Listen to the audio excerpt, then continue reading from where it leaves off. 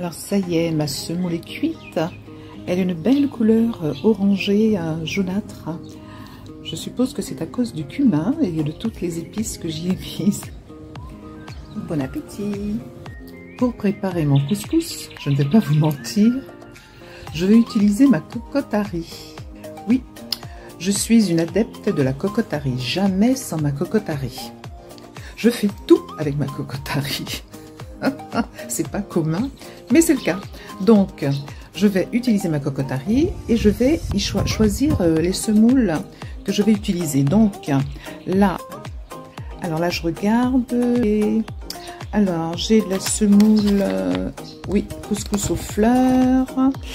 J'ai du couscous complet. J'ai couscous aux 4 céréales. Donc, voilà. Voilà ce que je vais choisir. Donc, je vais mettre de l'eau dans ma marmite à riz. Je vais la faire chauffer et y rajouter ensuite mes semoules, les semoules que j'aurai choisies. J'ai mis 3 cuillerées de couscous à fleurs. Je vais mettre aussi 3 cuillerées de couscous aux 4 céréales et 3 cuillerées de couscous complet. Donc j'ai à peu près un petit bol de semoule et je vais donc mettre 2 bols d'eau. 2 bols d'eau pour la cocotte à riz. Et je vais faire chauffer l'eau. Alors j'y rajoute ma semoule, voilà, qui est bien couverte par l'eau. J'y mets du beurre aillé préparé par Pépé. Hein, c'est lui qui nous héberge à la salle de yoga, à la vallée du Tigre. J'y rajoute. Alors je rajoute naturellement du poivre. Voilà. Un peu de 5B. Donc un peu de 5B. Hop, hop, hop, hop, hop, hop. Ça sent bon. Ensuite un peu de curcuma. J'en mets toujours partout, moi, du curcuma.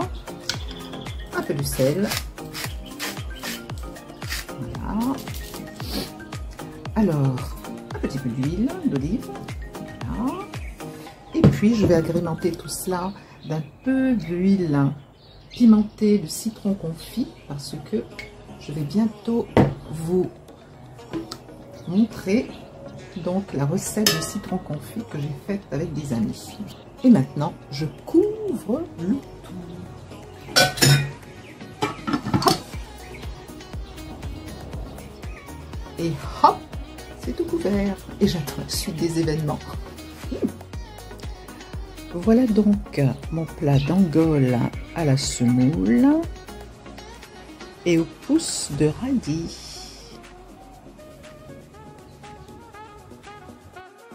Je vous propose une déclinaison de la semoule, de nos différentes semoules, avec du tartare d'algues et du pourpier du lagon. Alors, le tartare d'algues se présente ainsi. Voilà, c'est très très goûteux. Et le pourpier du lagon, le tout fait en Nouvelle-Calédonie. Voilà. Tout vient de nos côtes. Vous pourrez y rajouter des petites tomates cerises. Ce serait parfait et excellent avec l'ensemble.